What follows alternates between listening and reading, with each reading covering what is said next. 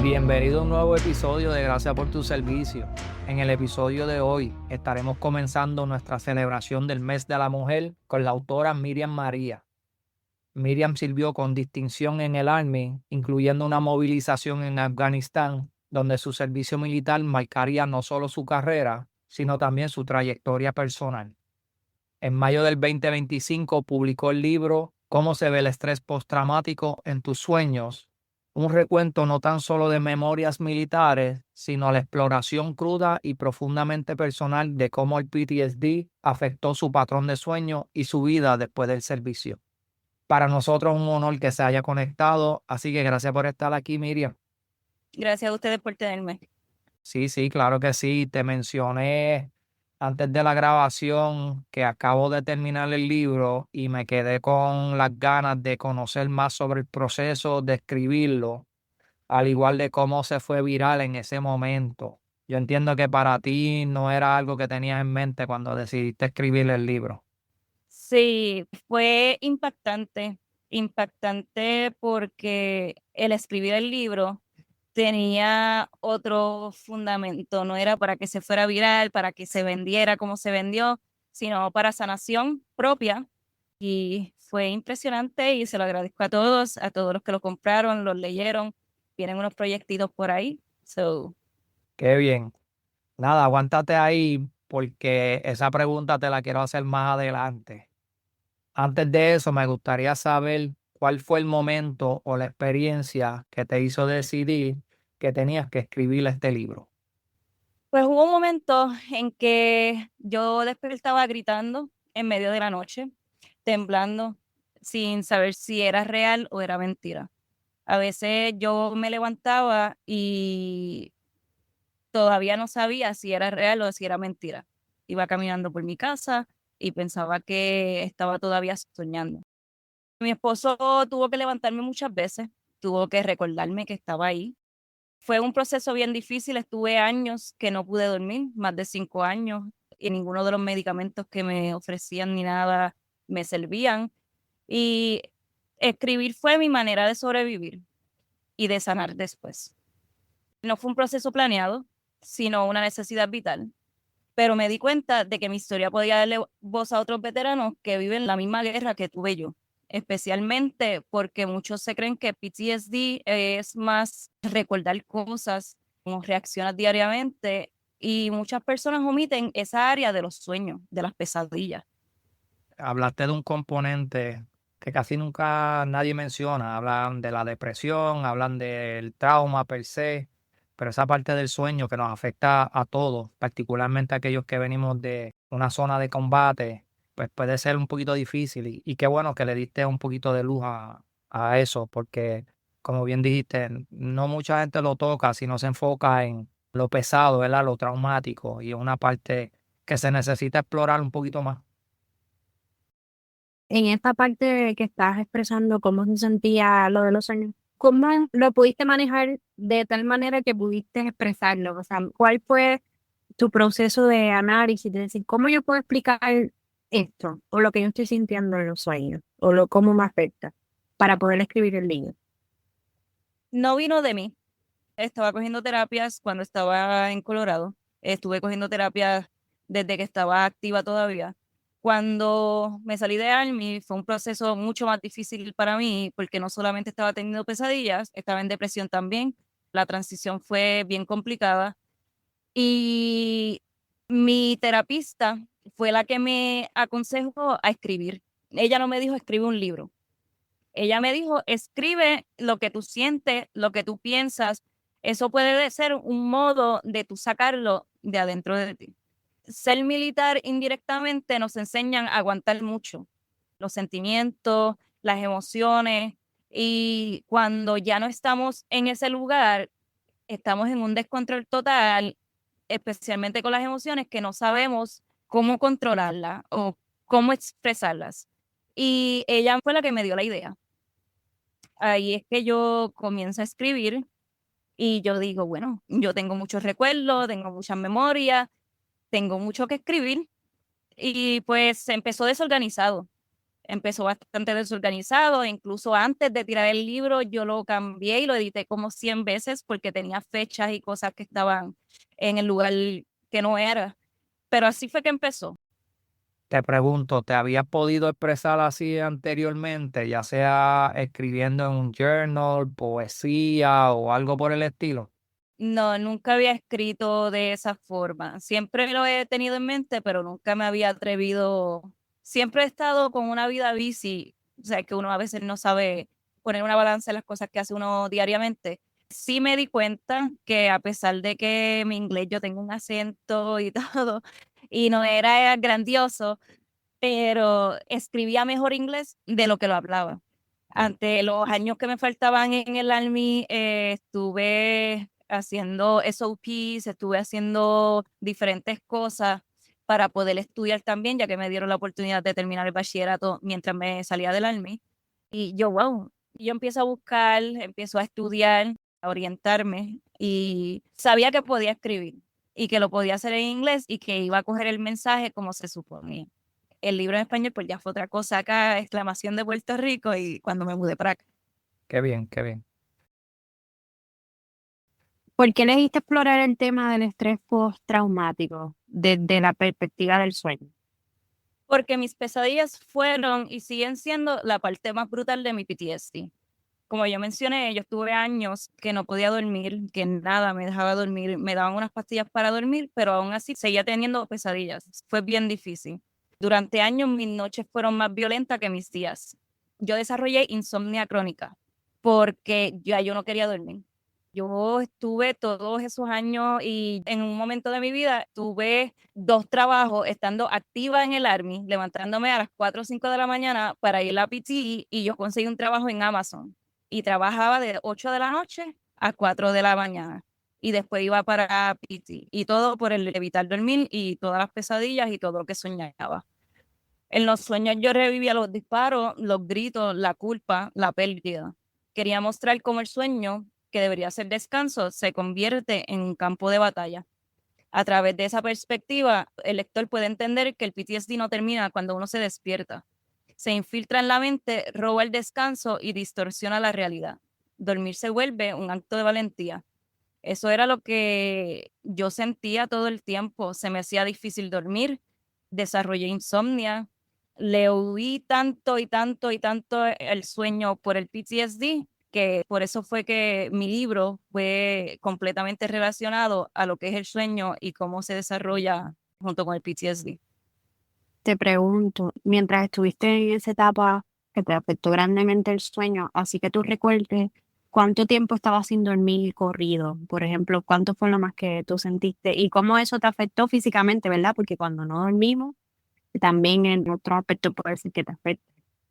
Me afectó en todos los aspectos de mi vida, físicamente, relaciones, en todos los aspectos de mi vida. Me hizo, no quiero decir no funcional, porque de una manera era como un flight or fight y en ese fight estaba funcionando porque lo tenía que hacer porque era militar. Pero me afectó todo desde que comenzó, desde mi llegado. Yo pasé por un divorcio, la custodia de mis hijos. Físicamente yo me puse bien flaca. En el trabajo siempre estaba irritada con las personas alrededor, con familias, amigos. Me afectó en todo.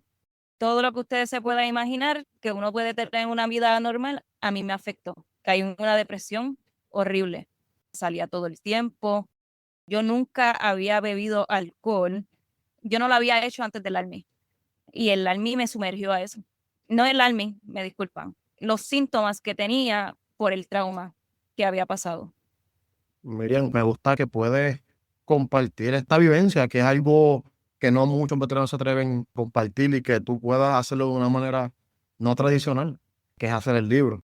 Así que también quisiera preguntarte cómo esperas que este libro ayude a otros veteranos, sobrevivientes o incluso familiares que intentan comprender el PTSD. Quiero que sirva como espejo y como puente. Para los veteranos y sobrevivientes, un espejo que refleje que no están solos, que lo que sienten no es debilidad, que es lo que normalmente nosotros sentimos siendo militar. Indirectamente eso es lo que pensamos.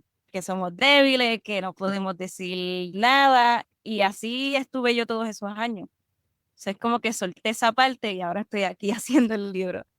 No es debilidad, sino el resultado humano del trauma. El resultado de que somos humanos y que pasamos por cosas que a veces no están en el control de nosotros. Para la familia, un puente hacia la comprensión y que vean lo invisible. O sea, lo que nosotros sentimos y vemos, pero la familia no. La familia ha sido parte de mi recuperación, mi esposo, mis hijos, y pues que la familia vean que nosotros no hablamos sobre eso, pero muchas veces necesitamos que vengan y nos apoyen, que siempre vayan y hagan un check-in con su familiar militar o con su familiar que tuvo un accidente o pasó algo hace mucho tiempo o hace poco tiempo, que hagan un check-in con esa persona, que vayan y le pregunten, ¿estás bien? ¿Cómo se sienten? Cosas así. Mi esperanza es que el libro rompa el tabú que ayuda a las personas a hablar del PTSD sin miedo y sin vergüenza, porque hablar salva vidas, el silencio en cambio puede destruirlas. Nosotros como militar hablamos un idioma diferente. Siempre hemos utilizado este humor bien raro que nos distingue, pero el que tú hayas puesto estas situaciones de vida, estas vivencias a un lenguaje que la familia ahora puede entender de qué es lo que le pasa al veterano, qué es lo que está viviendo, por qué se aísla, por qué se queda así, por qué actúa así. Tú prácticamente cambiaste el juego para esos que no pueden entender lo que sufrimos la población. Muchas gracias por lo que compartiste. No, yo quiero añadir que me gustó mucho la iniciativa que también lo trabajaras en español, porque, ¿verdad? Sabemos que muchas veces hay una comunidad, ¿verdad? Y que habla español y muchos de los recursos no nos incluye, ¿verdad? Porque me incluyo. No es que no sepamos inglés, porque, ¿verdad? Ya la gran mayoría, pero nos sorprendería que muchos se sienten mucho más cómodos en su propio idioma. Cuando tú le hablas en su propio idioma, el mensaje llega un poquito más claro y es más efectivo. So, gracias también por darle la oportunidad a los hispanohablantes, de verdad, que puedan tener este recurso. Gracias y fue un placer. Fue pedido por aquí mismo cuando llegué, no tenía idea de que lo iba a hacer en español, pero por todos los que me lo pidieron, lo pude lograr. Hablaste otra cosita sobre soltar, ¿verdad? Y una de las cosas que nos afecta también nosotros como militares es que queremos controlar, ¿verdad? Queremos estar en control de todas nuestras situaciones. Parte del proceso, ¿verdad? Como hablas ahí, es soltar, ¿verdad? Soltar es parte de la sanación, dejarlo atrás, utilizar lo que es útil para compartirlo, ¿verdad? Como estás haciendo con el libro, traer esas lecciones y compartirlas con la población que a veces no entiende qué es lo que estamos pasando, que hablaste de que de vez en cuando uno necesita que los familiares de uno, que aunque no entiendan qué es lo que verdaderamente nos está afectando, que por lo menos nos digan, mira, ¿estás bien? ¿Cómo está todo? ¿Cómo sigue? Estoy aquí para ti si necesitas, porque puede ser bien difícil navegar ese tiempo cuando uno regresa de un deployment, que uno se siente bien solo, porque de repente no está la gente con quien uno se sentía protegido, y tú hablas mucho de eso en el libro, ¿verdad? De esa gente que te protegieron y que estuvieron ahí contigo, a llegar a estar solo, aunque estás rodeado de muchas personas, porque nadie sabe verdaderamente lo que pasaste más que los que estuvieron contigo por allá. So, yo sé cuán difícil puede ser ese proceso también. A veces podemos ver el trauma desde la perspectiva de una víctima o como un sobreviviente. Como veterana de combate, ¿cómo influyó en la forma en que experimentaste y entendiste ese trauma? Ser veterana de combate me enseñó a funcionar bajo fuego, pero no me enseñó a controlar ese fuego. En el campo me decían que ser fuerte, que eso fue lo que hablamos hace poco, es no mostrar miedo. Aunque no nos enseñen eso, aunque en el Army no lo digan, eso es lo que nosotros pensamos y con lo que lo reaccionamos, con lo que ya llegamos al Army, mira, tenemos que ser fuerte, no puedes esto, no puedes hacer esto. Pero mi identidad como soldado me hizo reprimir el dolor por mucho tiempo, porque en el ejército todo sigue, la vida es muy rápida en el ejército. Nosotros sufrimos un poquito aquí, pero ya mañana a usted le tenemos que levantar y un día de 24 horas se siente como un día de 5 minutos, al menos que esté en el Moro o estés en otro lugar, pues se siente de 40. pero las horas son bien rápidas. Y si tú tienes familia, si estás pasando por cosas personales que nosotros los reprimimos porque el alma es primero y así lo ponemos, pues es bien complicado. El trauma no sigue órdenes. Como sobreviviente aprendí que no soy víctima ni heroína, que soy humana y aceptar eso fue mi acto más valiente. Ser veterana de combate desde esta perspectiva me enseñó mucho. Yo aprendí mucho en el momento, vi cosas que nunca iba a ver si hubiera sido civil, hice cosas que nunca haría si no hubiera ido para el Army. Algo que aprendí fue a valorar a las personas, a valorar a la familia, a las personas que tienes al lado, aprender de que hoy estás aquí, mañana no. Yo creo que esa es la perspectiva más grande que yo pude aprender siendo una veterana de combate, porque es difícil estar allá y uno se lleva los recuerdos y las personas y yo creo que lo mayor que uno se lleva de los combates es valorar a las personas, las palabras, los sonidos, las caras, todo eso. ¿Mantienes contacto con alguna de esas personas que estuvieron contigo en Afganistán o en el servicio? Sí, tengo a alguien incluso bien cercano. Ahora él es cristiano, hablamos más de otros temas cristianos, de iglesia y qué sé yo. Era mi first sergeant. Y personas que estuvieron conmigo allá en combate, muchas de las personas cercanas que tenía murieron allí mismo. Tengo muchas en las redes, tengo muchas personas que contribuyeron con el libro, con fotos de que estábamos allá y yo estaba haciendo el libro y yo, mira, necesito una foto. No saqué foto cuando estaba allá porque yo era E3, estaba nerviosa, era mi primer deployment, había entrado al Army hace 5 meses atrás y no me atrevía ni a sacar el celular. Pero muchas personas que estuvieron conmigo allá en deployment contribuyeron con el libro también. El de las montañas se ve brutal, ¿sabes? Ese fue uno de los muchachos que me la envió. 2 de las fotos que me envió están ahí. ¿Cómo ha continuado ese proceso de sanación después de escribir y publicar el libro? Cuando escribí el libro me tomó 3 años escribirlo. El proceso fue difícil, hay veces que yo tenía que parar porque no podía aguantar los recuerdos, el llanto, fue bien difícil emocionalmente. Cuando publiqué el libro fue diferente porque yo no publiqué el libro estando en Estados Unidos, lo publiqué volviendo a casa en Puerto Rico. Yo dije, tengo que terminar este libro. Yo estaba pasando por un momento personal bien difícil y me estaba consumiendo y yo dije, lo voy a terminar.